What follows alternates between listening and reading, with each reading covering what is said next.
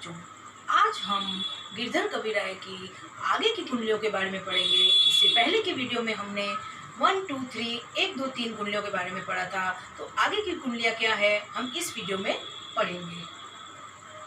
साईं सब संसार में मतलब का व्यवहार, जब लग पैसा गांठ में तब लग ताको यार, तब लग ताको यार, यार संगी संग डोले पैसा रहे न पास, यार मुख से नहीं बोले गिरधर कबीराय। प्रस्तुत पंक्तियां हमारी पाठ्य पुस्तक साहित्य सागर के पाठ कुंडलियों से ली गई है। इसमें कविवर स्वार्थी लोगों के बारे में बता रहे हैं कि किस प्रकार स्वार्थी लोग हमारे आगे पीछे करते हैं, और वो कब आगे पीछे करते हैं, जब तक हमारे पास पैसा रहता है। हमारे पास पैसा नहीं होता है तो वो हमारा साथ भी नहीं देते हैं। बिना निस्वार्थ भाव के जो व्यक्ति हमसे प्रेम करते हैं वो विरले निराले ही होते हैं। कवि बोलते हैं कि अगर इन स्वार्थी लोगों को रात में भी बुलाया जाए तो वो हमारा साथ देने जरूर आते हैं। कब तक? जब तक हमारे पास पैसा है। तो इसमें कविवर क्या स्वार्थी लोगों के बारे में बता रहे हैं कि किस प्रकार वो स्वार्थी भावना से हमसे मित्रता रखते हैं। कवि ने निस्वार्थ भाव के परोपकार की भावना का महत्व दिया है। इसके आगे की कुंडली में पढ़ेंगे। रहिए लटपट काटे दिन बरु धागे माँ सोए, छान बाकी बैठिए ता तरु पत्रो होए, जो तरु पत्रो होए एक दिन धोखा दे दे, जा दिन बहे बयारी टूटी तब दह से जहे।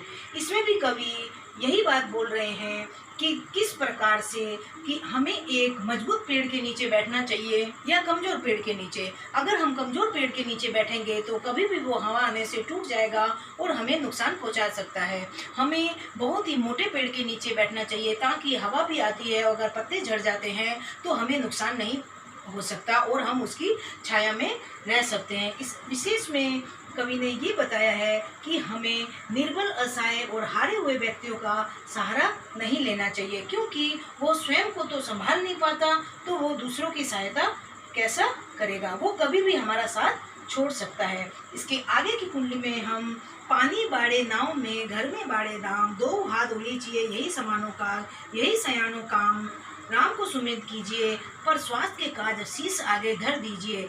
इस पंक्ति में कविवर यह कहना चाह रहे हैं कि यह कवि हमारे प्रस्तुत पंक्तियां हमारी पाठ्य पुस्तक साहित्य सागर के पाठ कुंडलियां से ली गई है। इसमें कवि ने परोपकार का काम करने वालों को कहा है कि हमें दूसरों की सहायता करनी चाहिए। उदाहरण स्वरूप ऐसे कि अगर घर में पानी आ जाता है तो हम उसे दोनों हाथ से निकालते हैं, तो इसी प्रकार अगर घर में पैसा आ जाता है तो वो भी हमें दोनों हाथों से किसी को दान देना चाहिए, मदद करनी चाहिए और भगवान का नाम लेना चाहिए। बड़े बुजुर्ग कह गए हैं कि हमें अपनी चाल और व्यवहार सही रखना चाहिए, अपने सम्मान को बनाए रखना चाहिए।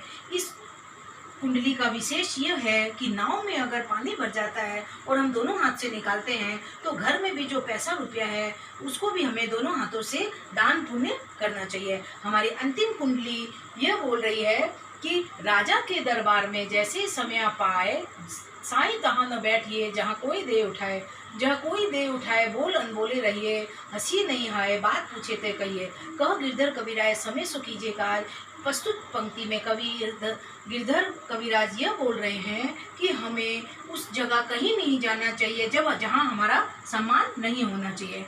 बोल रहे हैं कि हमें राजा के दरबार में अवसर देखकर या समय पाकर ही जाना चाहिए। वहाँ नहीं बैठना चाहिए जहाँ से हमें उठा दे, और वहाँ पर जोर जोर से हंसना भी नहीं चाहिए, या कोई बात भी पूछी जाए तो उसका जवाब भी नहीं देना चाहिए, क्योंकि जहाँ हमारा सम्मान नहीं है वहाँ हमें बोलना नहीं चाहिए। यहाँ कवि ने व्यवहारिक बात बता रहे हैं कि सम्मान नहीं है तो जाना चाहिए। विशेष क्या है, यहाँ किसी भी जगह जाते हो या ऐसा व्यवहार न करें जिससे कि अपमानित होना पड़े। यह अंतिम कुंडली है, आपको यह समझ आ गई होगी तो आप इस वीडियो को बार बार देख सकते हैं।